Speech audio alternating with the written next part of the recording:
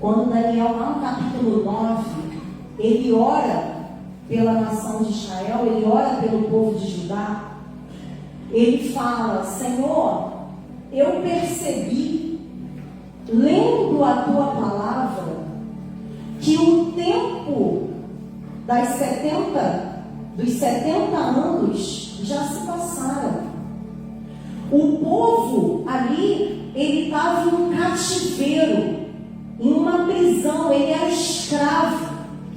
O povo estava naquele cativeiro, fora da sua nação, fora da sua terra, sem poder viver com liberdade aquilo que era a cultura dele há 70 anos. Mas aquilo era consequência de um pecado que o povo tinha praticado lá atrás. Aquelas pessoas que estavam naquele momento, naquela prisão, naquele cativeiro, elas estavam sofrendo as consequências espirituais de um pecado praticado pelo povo lá atrás. Ou seja, era uma maldição que estava sobre o povo. E Daniel começa orando ao Senhor no capítulo 9.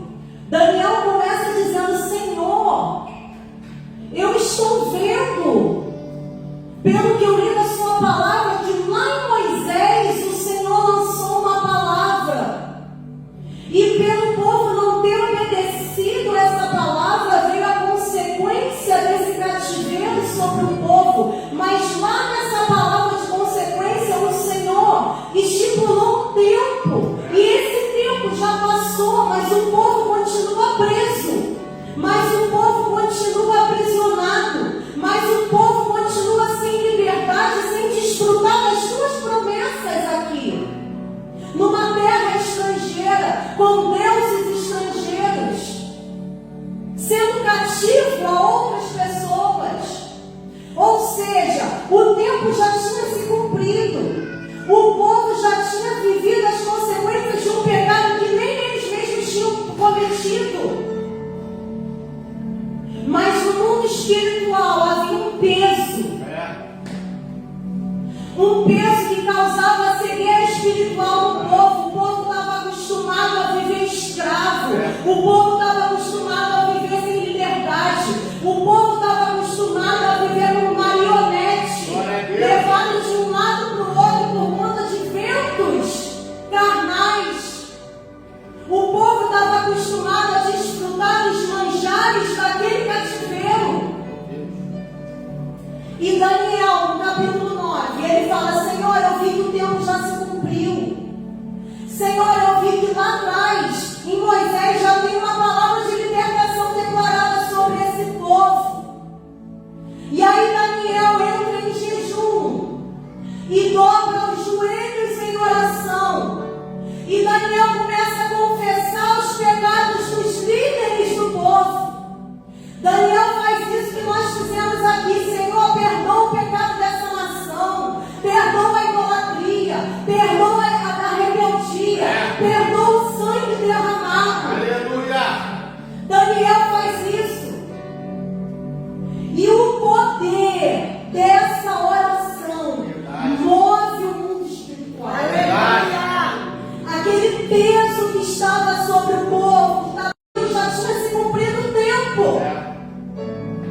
Mas o povo tinha alimentado aquele peso espiritual, desfrutando dos prazeres daquele tempo que ele estava vivendo.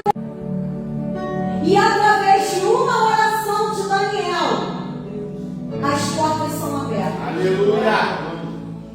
Deus vai mover o coração de um rei, Deus vai mover o coração de Ciro, Deus vai mover o coração de pessoas que não são nem cristãs. Deus vai tocar em pessoas que estão fechando a porta para você, que nem conhecem Ele, para que essa porta,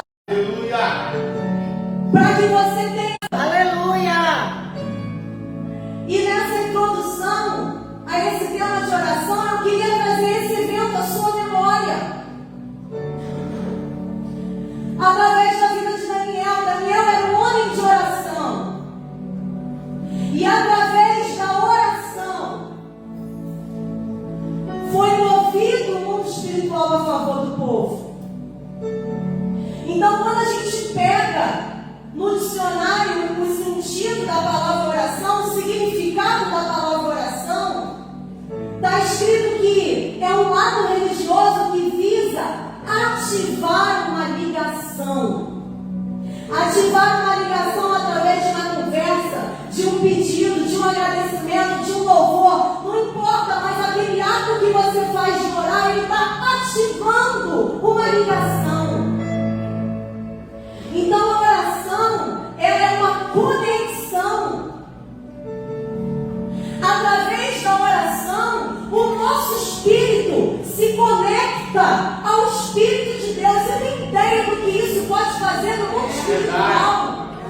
Aleluia! Quantos espíritos para a tua casa, tentando trazer fracasso, fazer voltar atrás? E no momento que você se volta para Deus, se você se conecta, o teu espírito se conecta ao Espírito de Deus, essas forças, elas perdem o poder sobre você. Aleluia! Então a oração é essa conexão. Jesus diz em João 4:23, os verdadeiros adoradores adorarão o Pai em espírito e em verdade. Ou seja, é adorar a partir do nosso interior. Não é você ajoelhar e fazer uma reza. Tem gente que parece que faz reza. Senhor, abençoa a minha saída, guarda a minha entrada, guarda a minha casa. Não é isso, gente. É você de fato se voltar para Deus. Senhor, tu és o meu Pai, tu és o meu provedor, tu és o Senhor que tem. O Senhor já sabe quem vai cruzar o meu caminho hoje. É você se ligar a Deus, é o teu espírito se ligar a Deus, é você se desligar do teu telefone, você se desligar das pessoas à sua volta e você se ligar a Deus. Então esse culto de oração, esse culto ministrado pelo Ministério de Intercessão dessa igreja, é a oportunidade que Deus está te dando de você abrir os olhos. Porque enquanto você não aprender a orar de verdade, você vai nadar contra a maré, e não vai sair do lugar. Vai ser como o povo que estava escravo, cativo, anos e anos e anos, e os anos já tinham se cumprido, e eles continuavam lá. E aí, para poder a gente entender e perceber a importância e a força da oração que muita gente negligencia, eu separei 3 situações na Bíblia, 3 momentos em que a oração ela moveu o sobrenatural de Deus. Glória a Deus. E o primeiro versículo que eu quero ler com vocês está em Atos 12. Nós vamos ler o versículo 4 e 5.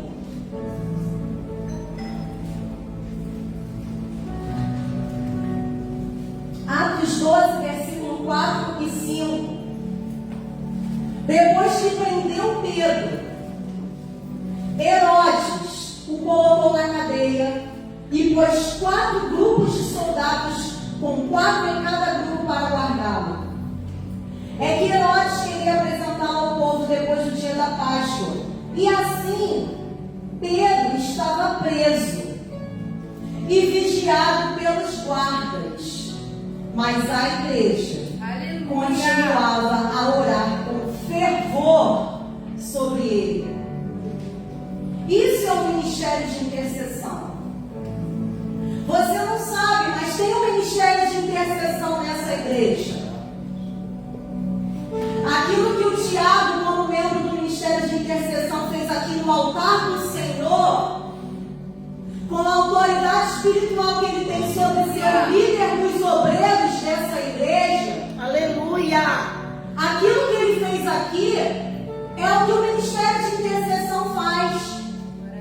Orando pela liderança, orando pelos obreiros, orando pelas congregações, orando pelos pastores. Pedro estava preso. Pedro nem sabia. Muitas vezes você não sabe. Mas o ministério de intercessão, antes mesmo de você acordar, está de joelho dobrado, orando pela sua vida, orando pelas famílias dessa igreja, orando pela sua fidelidade que mantém a casa do Senhor, orando pela liderança da igreja. Glória a Deus. Então a gente vai ver que Pedro estava preso. Mas enquanto Pedro estava preso, a igreja estava orando fervorosamente. Assim como há membros nessa igreja presos em vícios, presos em dívidas, presos em adultérios. E a gente vai ver que para Pedro parecia impossível sair daquela prisão. Ele não conseguia imaginar o caminho. Ele não podia imaginar o que ia acontecer quando ele fosse entregue ao povo através de Herodes.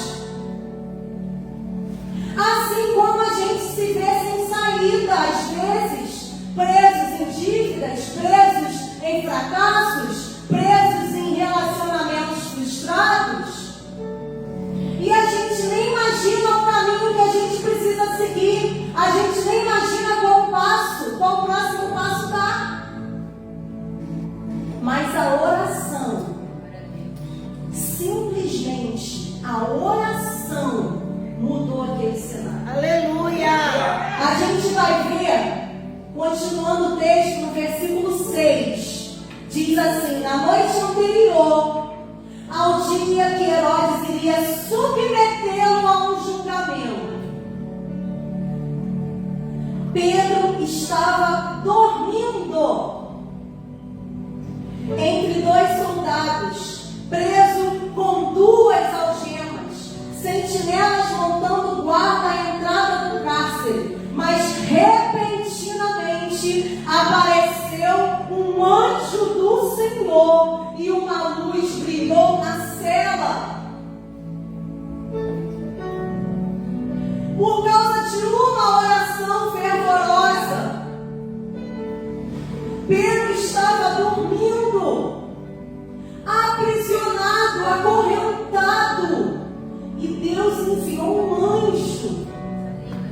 E tamanha luz da presença de Deus que iluminou toda a cela.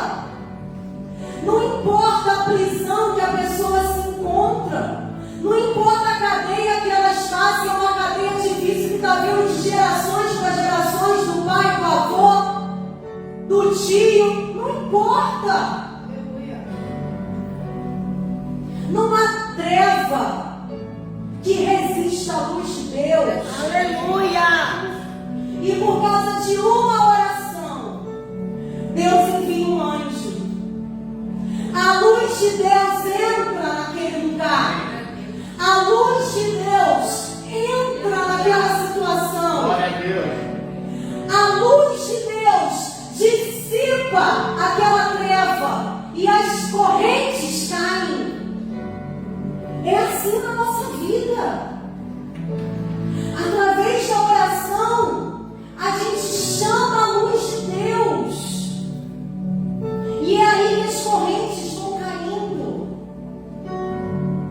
E aí, continuando a leitura, ele tocou no lado de Pedro e o acordou. Depressa, levante-se, disse ele.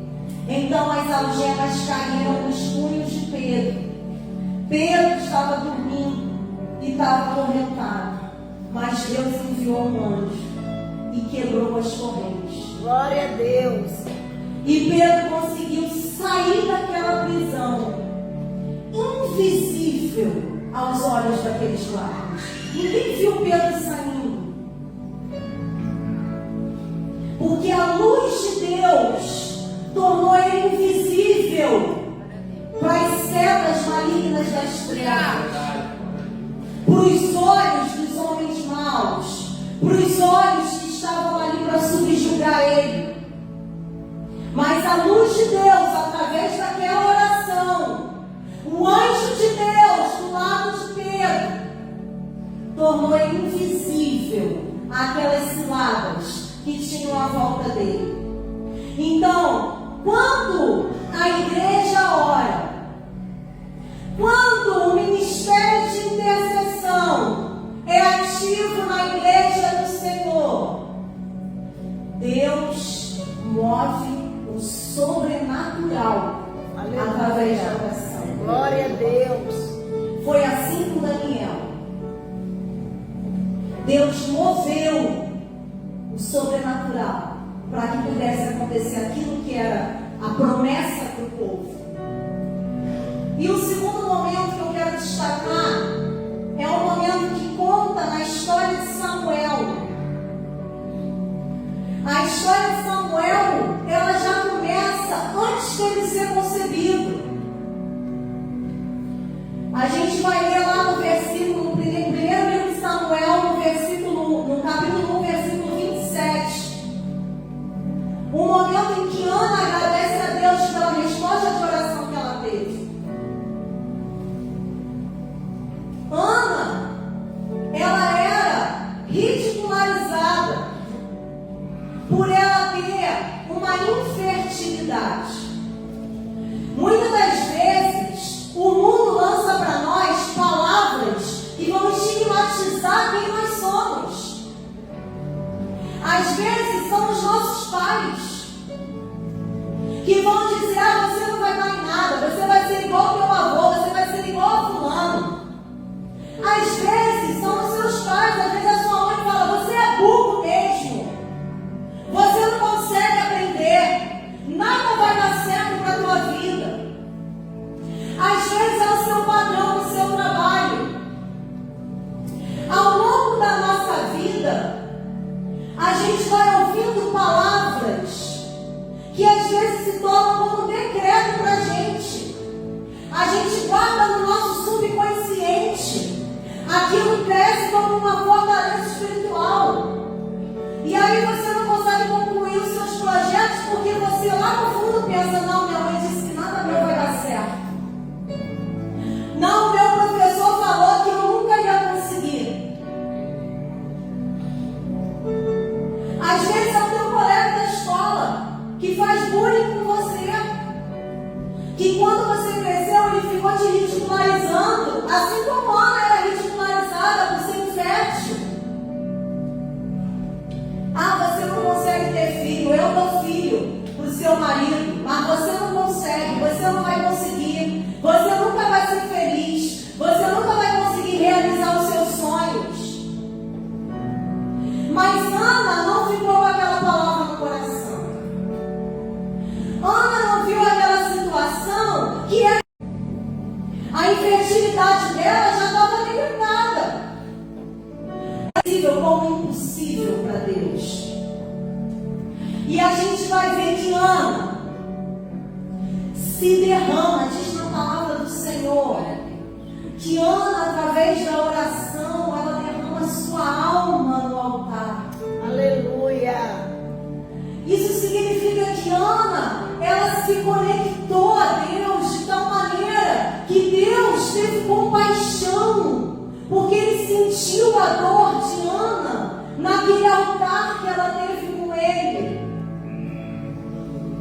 Às vezes, algumas palavras são ministradas aqui nesse altar e o Senhor traz à sua memória momentos que pessoas que você amava e confiava te fizeram mal, momentos que essas pessoas falaram coisas que te causam mágoas até hoje. Aleluia. De você pegar essa dor que está na sua alma, porque ela atrapalha as suas emoções, ela atrapalha os seus relacionamentos, ela atrapalha as suas decisões. É uma dor que está presa aqui na sua alma. E a palavra de Deus, que é viva, ela entra e penetra profundo nesse lugar, na medula dos ossos. Ela vai lá profundo e ela traz à tua memória essa dor. E você fica aí sentado e não vem no altar. A oportunidade que Deus te dá de você ter um momento de oração. Ele não está nem te pedindo na tua casa todo dia. Ele não está nem te pedindo na sua rotina diária, no seu tempo com Ele. Ele te coloca aqui no culto, porque Ele tem misericórdia.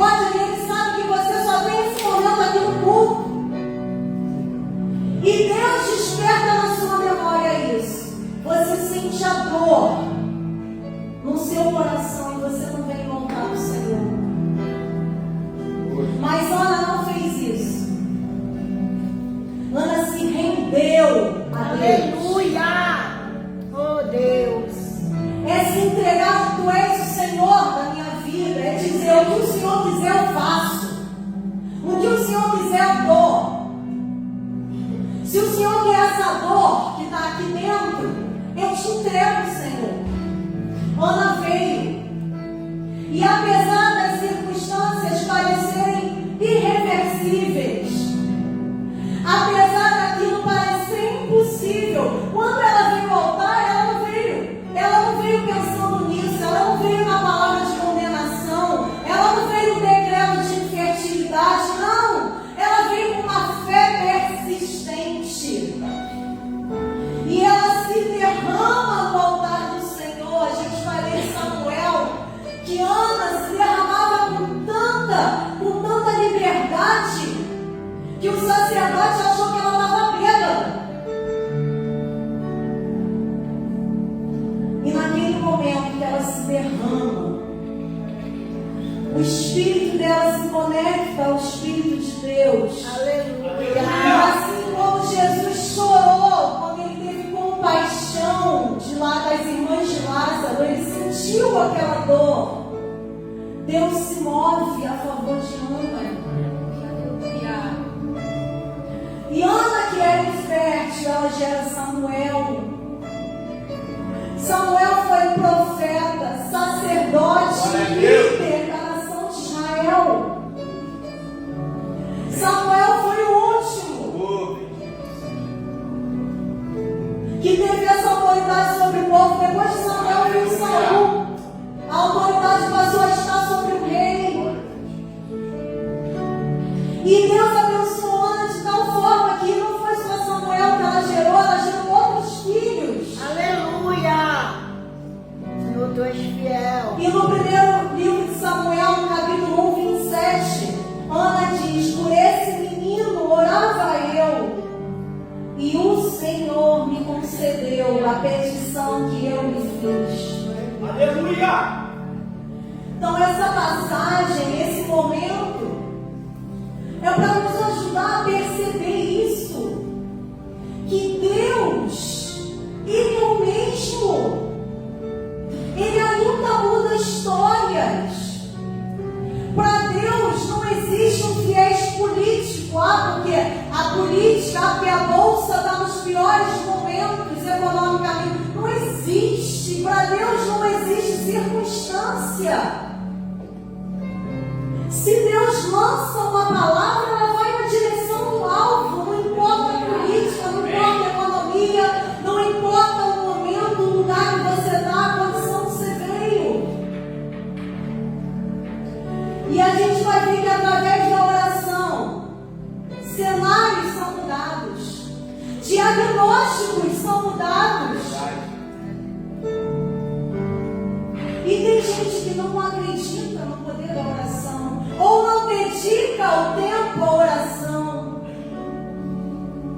ou negligencia o poder da oração.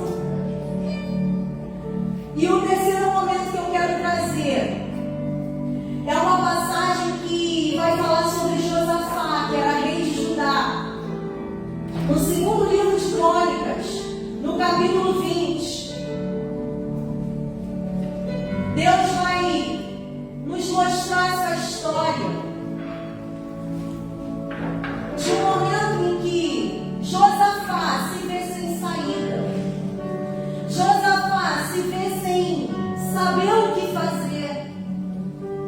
Josafá se vê sem recursos, sem ferramentas para lidar com uma situação que estava não só sobre ele, mas sobre todo o povo que ele era responsável.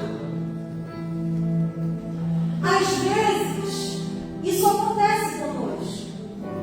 Às vezes, eu e você, como pessoas que estão conduzindo a nossa casa, como pessoas que estão cuidando da família que Deus colocou nas nossas mãos. Aquele filho, que é aquela vida que o Senhor te confiou, para não só trazer ao mundo, mas para ensinar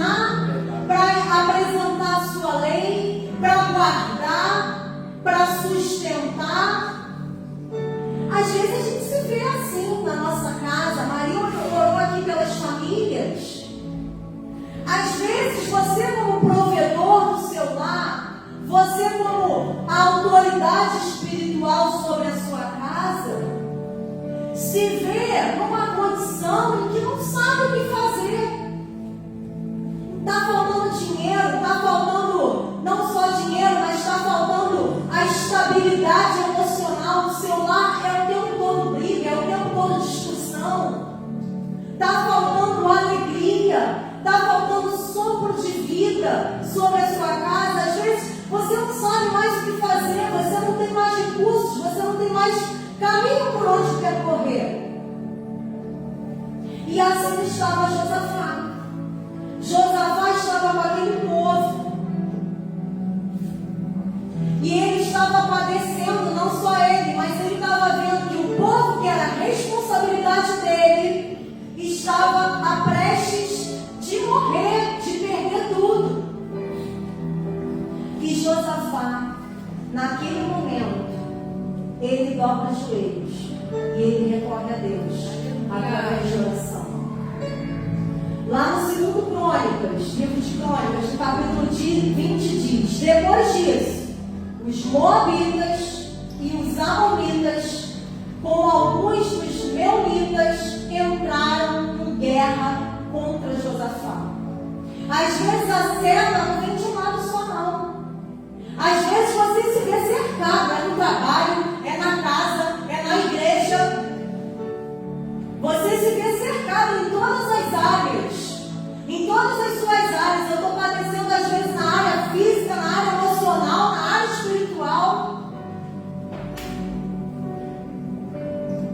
Então informaram a Josafá: um exército enorme vem contra ti de Edom, do outro lado do mar morto. Já estão em Azazon Tamar, isso é, em Gedi. Alarmado, Josafá decidiu consultar o Senhor. Às vezes, quando a gente se encontra nessa situação, ainda vem aquelas pessoas que se dizem amigos e que realmente são nossos amigos. Mas nessas horas elas acabam sendo instrumentos do mal para dar a última rasteira. Ó, tu tá ferrado, hein? Estão dizendo isso, isso e isso. E Josafá, em vez de se enterrar em mágoas e começar a culpar isso e aquilo, e colocar a culpa naquela situação ou naquela coisa que aconteceu, não, Josafá, vou buscar o Senhor. Quando Josafá faz isso, ele está mostrando para o povo que ele reconhece que só Deus podia mudar aquela história. Ele reconhece que Deus tem o poder de mudar aquela história. E às vezes o cerco está se fechando, igual o cerco se fechou contra o povo de Judá naquela hora, porque o povo precisava voltar a lembrar disso. Às vezes o cerco está se fechando na sua casa, na sua vida, com coisas vindo por vários lados, que às vezes o seu filho precisa ver a sua lágrima pingando no altar. O seu filho precisa ver você levantar da cama e ele vê que você se derrama a Deus, porque isso está construindo a fé dele. Glória a Deus. O altar da sua casa, que ninguém vê, é só quem vê a sua mulher, seu filho, ele precisa estar marcado por lágrimas. Marcado por essa intimidade da oração, da conexão com Deus. Então, às vezes, o cerco está se fechando, assim como o cerco se fechou para Josafá, para que ele, enquanto líder daquele povo, para que você, enquanto autoridade espiritual do seu lar, possa mostrar quem é que tem poder na sua casa. E a gente vai ver, alarmado, Josafá decidiu consultar o Senhor e proclamou no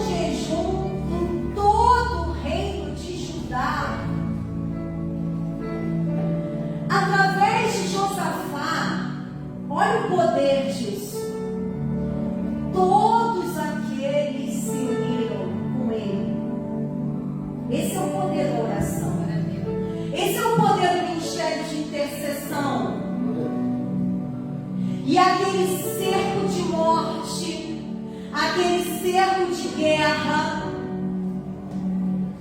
aquele cerco de dor que já estava montado, ele mudou. Reuniu-se, pois, o povo vindo de todas as cidades de Judá para buscar ajuda do Senhor. O povo estava cercado. Era uma situação de desespero. Para vocês terem ideia, naquela época, quando os povos iam invadir os outros, eles cercavam por quê? Para não entrar comida, para não entrar água, para não entrar provisão e também não sair. Se a gente ler vários episódios da Bíblia, relatam esses cercos. Inclusive o povo de Israel, que eu falei aqui antes deles irem cativos para a Babilônia, quando o povo estava lá, eles ficaram cercados por mais de 2 anos pela Babilônia. Quando a Babilônia invadiu o povo de Judá, eles levaram em 3 levas o povo. Quem saiu na primeira leva já foi para a Babilônia, mas o povo ficou lá, no cerco. Saiu a segunda leva, a terceira ficou no cerco. Saiu a terceira leva, a outra continuou no cerco. No livro de uma lamentação de Jeremias chora, falando que as mães estavam matando os seus filhos por causa do cerco. Não tinham o que comer, a ponto da pessoa resolver matar a outra para sobreviver. Tamanha era a miséria que o povo ficava com aquele cerco. Inclusive nessa situação, lá em Moisés, Deus já tinha dito isso: que o povo ia ser levado a cativo, que o povo ia ficar 70 anos, e o povo ficou. Então o cerco era uma situação cercada de Josafá. Josafá, ele sabia que ele estava sem saída. Eles estavam cercados, ele não tinha contingente suficiente para combater aqueles 3 que estavam invadindo contra ele. E ele vira para o povo e ele diz: vamos nos unir em oração, porque o nosso Deus, Josafá faz uma oração linda nesse capítulo 20. Ele fala: o Senhor que é o Deus, o Senhor misericordioso, o Senhor tem poder contra todas as nações. Ele faz uma oração linda a Deus. E junto com o jejum, Deus envia a resposta. Aleluia. A gente vai ler no versículo 14, passa para 14. Então o Espírito do Senhor, Jeiel e trineto de Matanias, levita e descendente de Asaf, no meio da assembleia. O Espírito de Deus veio com resposta. Amém. O povo cercado, o povo em desespero, o povo com medo, o povo sem saída. O povo decide buscar o Senhor. E Deus envia o Espírito dele com a resposta. Glória a Deus. Aleluia. Ele diz: escutem, todos os que vivem em Judá e Jerusalém, o rei Josafá. Assim lhes diz o Senhor: não tenham medo, nem fiquem desanimados por causa desse exército enorme, pois a batalha não é de vocês, mas de Deus. Aleluia. Você tem ideia? E outra coisa, às vezes isso acontece. Às vezes Deus vem com uma palavra. Às vezes Deus levanta alguém, igual o Espírito do Senhor veio sobre Jaziel, para trazer a palavra ao rei, para trazer a palavra ao povo, para trazer a direção que Deus ia dar. Porque Deus podia trazer através do profeta uma direção: ó, ataca por aqui, ataca por aqui. Não, mas Deus fala: não façam nada. Às vezes a situação é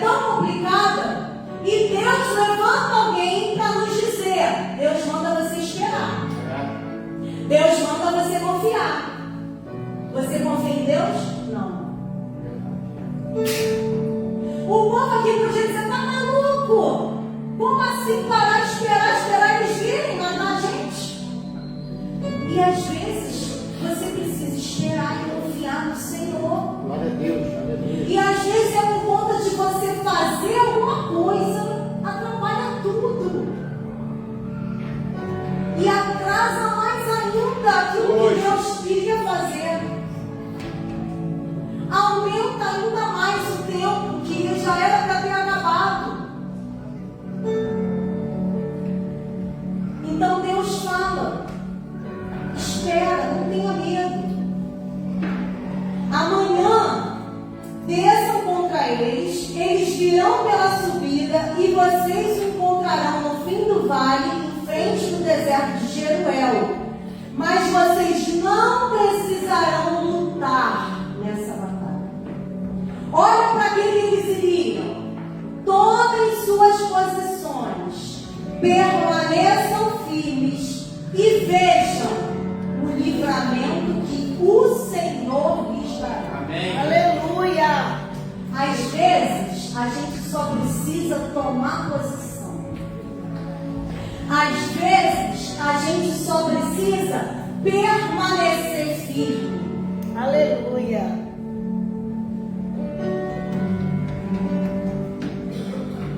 Não tenham medo nem desanime. Saiam para enfrentá-los amanhã. E o Senhor estará com vocês. Então, esse momento com Josafá, ele nos mostra que nem sempre a gente vai ter algo para fazer. Que às vezes a gente vai sair para enfrentar aquela situação só observando o livramento que Deus vai nos dar. A oração, ela tem o poder de mudar a nossa condição, como mudou com Ana, para que o milagre viesse a acontecer. Às vezes, a oração tem o poder de alcançar com um anjo, com luz, orelhas venham a cair, a gente recebeu uma libertação. Verdade. Glória a Deus. Mas às vezes, a oração também tem o poder de nos livrar. É verdade, Senhor. Aleluia. E muitas vezes a gente não vai nem ver. É. Só Deus sabe o livramento que Ele nos deu. Meu Deus, aleluia. Só Deus sabe o livramento que Ele nos dá a cada dia. Obrigada, Senhor. Às vezes, para motivar a nossa fé, Deus ainda mostra. Lá na frente, a gente fala, caramba, naquela época só pode ter sido Deus. Que a gente vê depois que já passou e a gente tem um discernimento espiritual daquilo. Então, se eu fosse, para concluir, se eu fosse trazer para vocês em que a oração transformou, restaurou, livrou, salvou, eu ia ficar aqui a manhã inteira.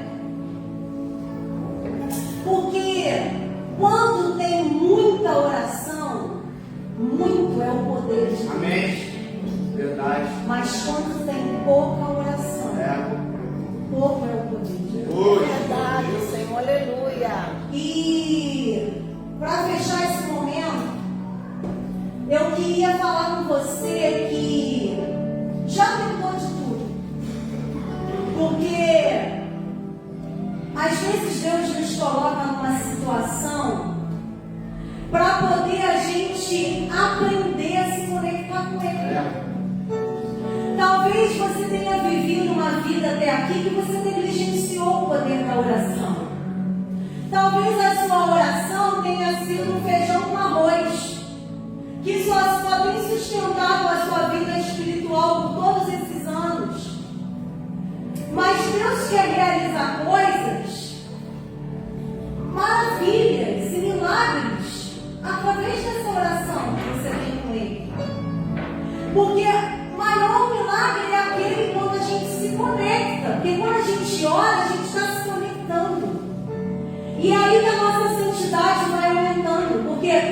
o relacionamento com Deus vai aumentando nisso. É o nosso espírito cada vez mais conectado e conectado. E você vai alimentando aquela conexão através da oração. Então houve um tempo que tinha um decreto de morte contra o povo de Judá. Eu vou fechar com esse tempo, lembrando a você o momento de Esther.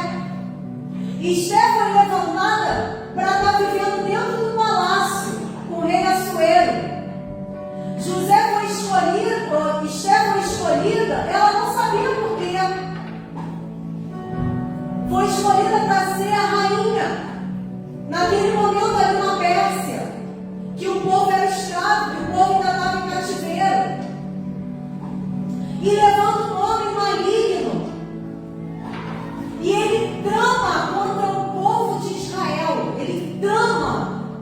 Ele manipula o rei.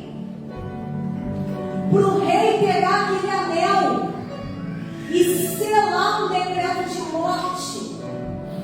E o rei, ele escreve um decreto dando um tempo determinado para a morte de todo o povo de Judá.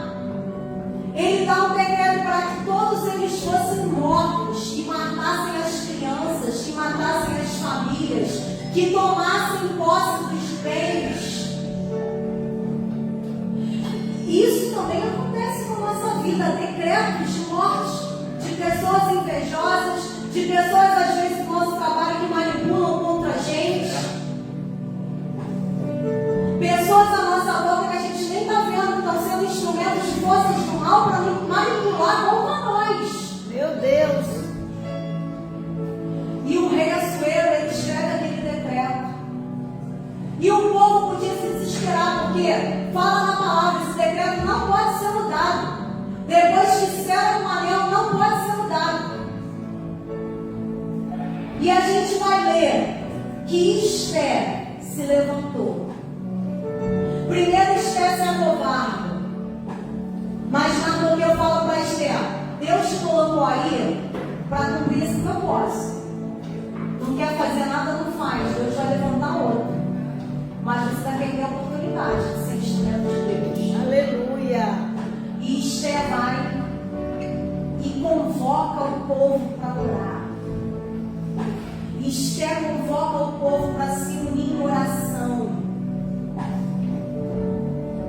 E o povo se une em oração. E a gente vai ver que através disso, através de Esther, quando ela vai falar com o rei, ele escreve um outro decreto. Escrevam agora outro decreto em nome do rei, em favor dos judeus.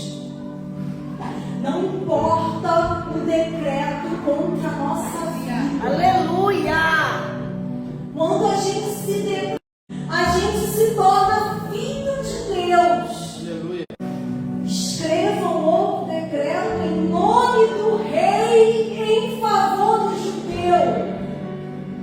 Quando você se rende a Cristo, está escrito na palavra do Senhor: maligno não tem poder de te Glória a tocar. Deus.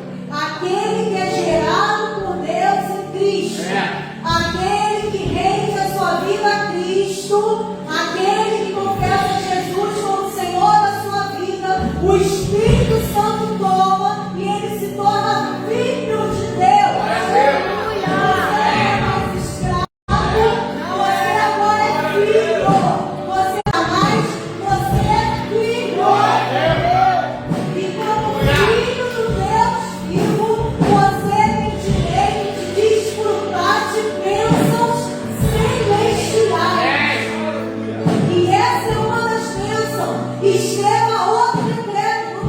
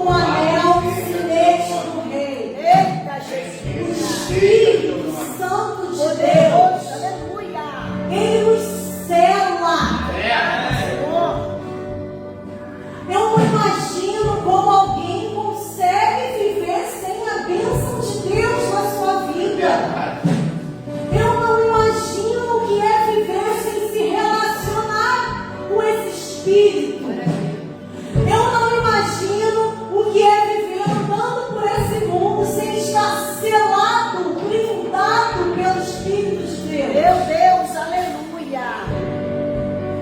Pois nenhum documento escrito em nome do rei e selado com o seu anel contra aqueles que estavam para aniquilar, contra aqueles que iriam pegar os seus bens, queriam matar sua casa, queriam matar sua geração, queriam matar as promessas que Deus tinha para aquele povo, que era uma promessa de voltar, de ter de novo a terra prometida, de voltar para Jerusalém. Aquele decreto permitiu que fosse o contrário. Igual muitas vezes aquelas pessoas que ficam fazendo vários trabalhos em cemitério, em esquina, em mata, quando a sua vida volta contra elas. Porque você é selado pelo Espírito de Deus. Glória a Deus. Não permitiu que os judeus, o Deus, permitiu que eles se levantassem contra aqueles que estavam para matá-los. E eu queria fechar esse momento te convidando a esse altar. Aleluia. Você que tem, acha não, você que consegue ter um discernimento, você consegue ver que há algo que se repete na sua casa, porque todo mundo se separa na minha casa, porque há divórcio em todas as gerações na minha casa, porque há morte, porque todo mundo da minha família, o filho morre cedo. Morre antes de casar e gerar outros filhos. Porque na minha casa nunca dá certo, todo mundo vive sempre com escassez. Eu não sei qual é o decreto que tem contra a sua vida hoje. Eu não sei se é algum vício, eu não sei se é alguma doença, eu não sei se é alguma palavra. Mas eu quero te dizer, se você tem uma aliança com Jesus, se você se tornou filho de Deus aqui nesse altar ou em qualquer outro altar, se em algum momento da sua vida você declarou que Jesus é o Senhor, esse é o tempo de você fazer como Daniel. Você se levantar e falar: Senhor, eu entreguei a minha vida a Cristo. Aleluia. Como Daniel fez. Mas eu tenho visto que a minha família está se perdendo no vício. Eu tenho visto que os meus filhos estão se perdendo no tráfico. Senhor, em nome de Jesus, perdoa esse pecado. Perdoa se teve algum sangue derramado lá atrás. Se algum pai ou avô matou alguém e eu estou desfrutando das consequências desse pecado. Eu estou te convidando a fazer isso nessa manhã. Eu estou te convidando a você ativar no mundo espiritual essa ligação. Aleluia. Eu estou te convidando a você vir ao altar do Senhor e você se derramar assim como Ana se derramou. Aleluia. Dizendo: Senhor, eu não aceito essa palavra, eu não aceito essa condenação, eu não aceito. Aleluia. Glória a Deus. Aleluia. Que você possa se colocar nesse altar e se entregar de verdade a É Deus. verdade, Jesus. Ainda que essa seja a sua primeira oração, Aleluia. ainda que essa seja a sua primeira conexão sincera e espontânea, mas que você possa fazer nesse momento uma oportunidade. Glória a Deus. Bendito seja seu nome. Aleluia. Uma vida verdadeiramente espiritual. Aleluia. Que essa seja uma oportunidade de você recomeçar nessa manhã, irmão, em nome de Jesus. Aleluia. Deus não rejeita oração. Oração é alimento.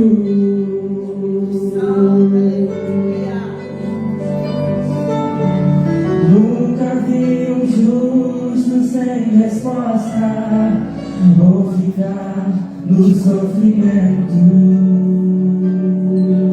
Somente esperar. Fazer